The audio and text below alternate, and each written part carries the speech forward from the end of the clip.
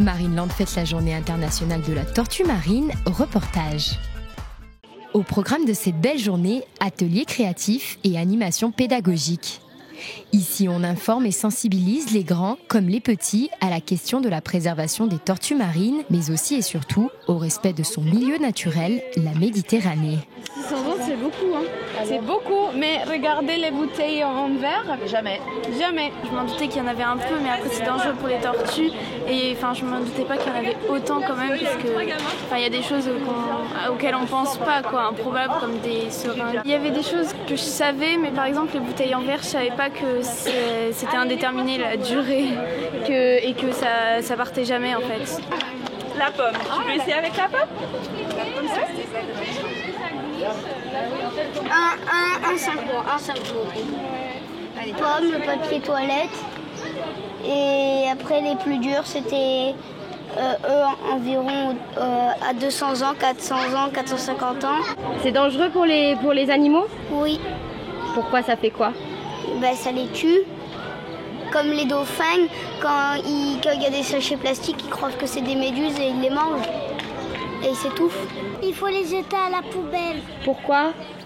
Parce que les tortues, si elles vont sur la mer qu'elles se piquent, on doit aller quelque part pour les soigner.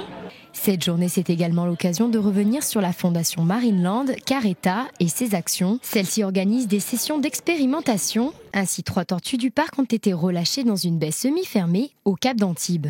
Alors l'objectif, c'est de savoir en fait si les tortues sont capables de survivre en milieu naturel. Parce qu'en fait, il faut savoir qu'à Marineland, elles sont nourries par les soigneurs, mais elles ont perdu leur capacité de chasser par elles-mêmes. Et donc le but, c'est un petit peu de voir si elles vont retrouver un peu cet instinct naturel, sachant que quand on les a mis donc dans cette baie au Cap d'Antibes, on ne leur donnait pas de nourriture directement, comme ça peut être fait à Marineland. Et donc on faisait juste du renforcement de proie qu'on allait cacher à certains endroits où après, elles devaient faire l'effort d'aller prospecter, d'aller trouver leur propre nourriture. En Méditerranée, il existe 3 types de tortues marines, les caïwanes, les vertes et les tortues luttes, et donc une possibilité d'en croiser sur le long du littoral. La période commence, on rentre dans la saison chaude et les tortues aiment les courants chauds. Donc on va rentrer vraiment avec la saison estivale dans la période où on a le plus de chances de croiser une tortue. Tous les usagers de la mer, on peut être plaisanciers, plongeurs, pêcheurs. Si l'on croise une tortue marine en milieu naturel, il faut appeler la Fondation Marineland pour nous signaler la présence de la tortue. En fait, ça nous permet d'avoir un petit peu une évaluation de l'état des populations en mer et de savoir d'année en année si les populations s'accroissent ou décroissent et donc de savoir la santé en fait des populations de tortues marines. Dans le parc, un nouvel espace SOS Faune est en cours de finalisation.